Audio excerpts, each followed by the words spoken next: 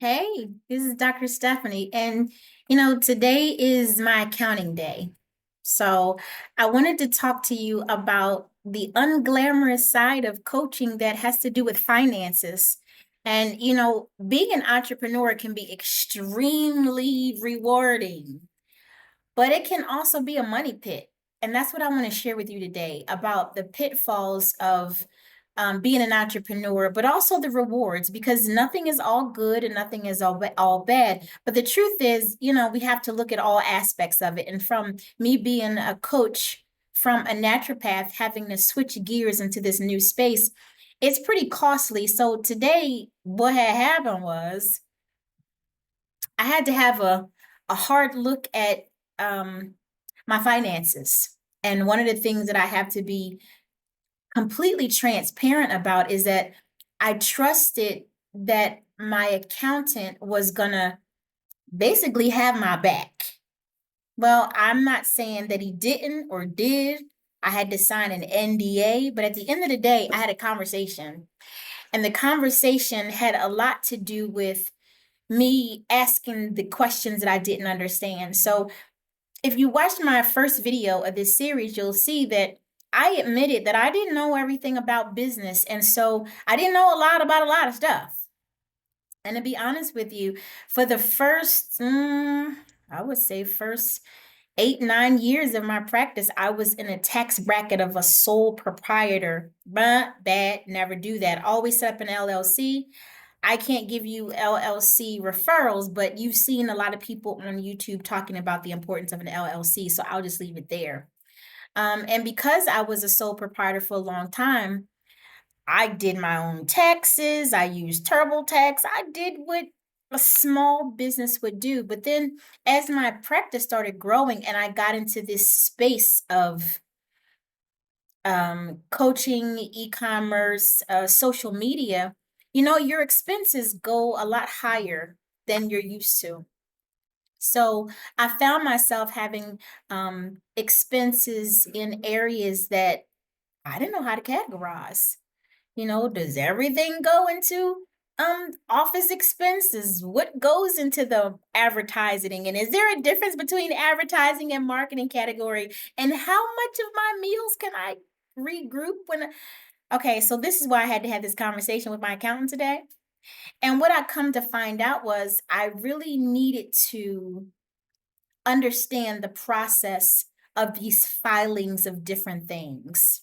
So, about a week ago, he gave me information about my miscellaneous charges. Like, those are the charges you swipe your credit card. Oh, before I say that, if you're in business, whether you're a coach or any other business, get your business credit card and only use your business credit card to make purchases that are only for your business. Don't mix the two. Like, don't buy yourself a pair of pumps because you can't write that off. Right. So when you have that credit card, you can swipe it and it puts your things in the proper categories. So I was doing what I needed to do to keep my categories up and running. But then I also realized that there was a lot of charges that I couldn't account for. And I was like, ooh, what did I spend $3,000 on? What did I spend 75? Some of these things I couldn't figure out. So I had to go back and do some due diligence, and I was sifting through my bank account and trying to align the numbers up with these miscellaneous charges. And because I did that, I started becoming more aware of how I was spending the money, which is cool because as an entrepreneur, you should know because your business, whether you're coaching or not, it's going to be very rewarding if you put your heart into it, but it's not always glamorous, right? And I think that's probably my catchphrase, rewarding but not glamorous. Like, it is what it is. And so when I started finding out that there was miscellaneous charges, and the more I started digging and finding those miscellaneous charges, I realized that there was a charge that I was charged that may not have been above board. Remember, I said in the first video that I've been scammed and people have taken advantage of me in this business sector of being a coach and trying to navigate this new entrepreneur life? Well, the truth is, it happened to me in accounting just today. Well, a couple of days ago, I had sent my accountant a question, and the question was, I have this charge on my invoice. I don't see how the charge is substantiated. Can you explain it to me? The red flag of when somebody is scamming you in business, this can make your money, your business be a money pit, is if you ask a question and they get defensive. Do you know he actually got so defensive? He sent me a text message, said, I am not your employee. And I'm thinking, well, dag, I just asked you a question. But that was a red flag. That was my spirit telling me, warning, Real Robinson, there's something wrong here. And so I realized that I needed to, dig a little deeper. So I went to a website, a government website, and it said that a particular charge that I paid for, not once, but twice, was actually unnecessary. When I brought that to his attention in a very professional way, I just said, hey, I noticed this charge. Here's the verbiage that says it shouldn't be charged until such and such a date. I don't have the documentation for this new entity. Help me out. Girl, he went off on me. And then when we had the meeting today, he said, well, because you don't trust my judgment. I'm being dramatic here because I'm so dramatic. I'm going to sever our relationship. And I'm thinking, wait a minute. Okay, I'm not Boo Boo the Fool, right? I know that. I'm not Boo Boo Kitty, like they used to say on Empire, right? However, I have an inclination that something is going on. And the telltale sign that somebody is not doing you right in business is they get defensive with you, right? Because in a business relationship, look, I'm not your woman, you're not my man. We don't have to, have words. We can have a professional discourse and say, I see your point. I don't see your point. This is what needs to happen. This is why it didn't happen. But for you to get all up in arms and say, well, I don't even want you as an accounting client anymore because I feel you don't trust me. You know what my response was? Okay. Because my coaching has taught me that there is something called equanimity. And equanimity says it's not good, it's not bad, it just is. And Maya Angelou says, believe what they show you the first time. So he showed me through his actions that we could not have a professional discourse if it went against what he thought he was right. He didn't even want to listen to my questions. I'm like, okay, cool. And he showed me how to do my own QuickBooks, and I'm good with that because I was doing it before. But as you grow in business, you want to offload some of the things that does not connect with what you're doing to help people. So again, when I say that a business or a coaching business can be a money pit, it can be a money pit if you don't understand how to read your own financial reports. That's out of your scope of work if you're coaching, but you must know how to read your own financial reports. The other way that it could be a money pit, you see, there's a lot of companies are saying if you're a business and you have a credit score of 500 or 600, or well, actually I think it's 720, we can get you $200,000 in business credit. That is absolutely true because I've done that.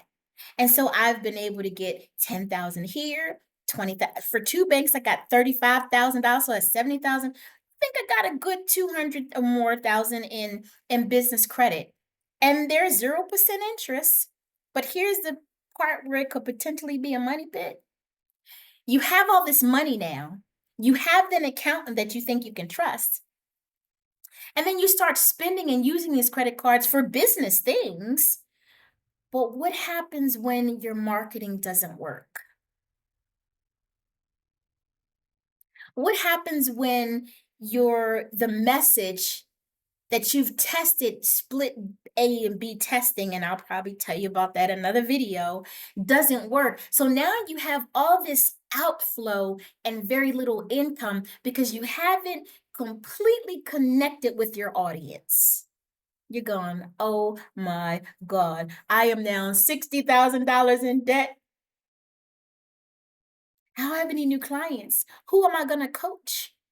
So from this perspective, you know what happens? Sometimes panic sets in. And when a coach becomes panicky, they should just step away from the game. Because you cannot coach somebody if you're in a panic because you will transfer that energy from your unhealed, wounded self onto a client who's looking for some help. So not only can coaching be a money pit, it can also be a disaster for the person that you're coaching, which will ruin your reputation, which will further not allow you to get clients, which will put you deeper in debt. Because guess what? After that 12, 18 months is up, here comes the money pit scenario. You owe 80, 90, $100,000. And now the interest rates are maturing. And now instead of paying 0% and you're putting down the bare minimum of the credit card, hoping and praying that next month you're going to get these 55 clients that another company said that they could promise you and they don't deliver. Now you have a coaching business that's potentially a money pit. I didn't get to that rock bottom spot, but I started feeling the angst of it dealing with my accountant. So when I went and I said to him, you know what? I need a better tax strategy. I need some support in X, Y, and Z. When he decided to release me because he thought that I was saying that he couldn't be trusted. Well, it came to be founded. It couldn't be trusted. Why? Because the very thing that he thought that I was being disrespectful about asking him about this thing, is the very thing that he refunded me on at the end of the conversation. So that did two things for me. That made me recognize that I have to be even more diligent about the just paying invoices without investigating what they are. That's number one. There was a lot of line items on my accounting statement that I gladly paid because I don't want no smoke when it comes to taxes. So therefore, I needed some help. But I didn't investigate the other line items that didn't even require a fee. Money pit. Your business can be a money pit if you don't look at the fees and the invoices that other vendors are giving you because you're so hyped up in being about your business. You're not looking at the fine print because you're trusting that the other entity is going to be above board.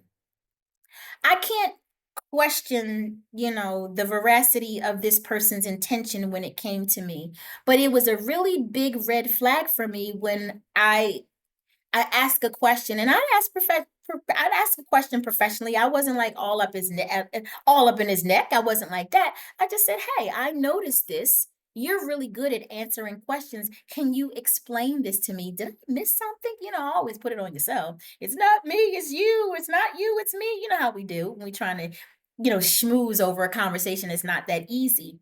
And so at the end of the day, I wound up getting a refund for the very thing that I was questioning about. And that told me that in the scheme of things, because I have these scars and I have these wounds, I am aware of those things when they show up, and I make it my business to listen to my intuition because it is never wrong.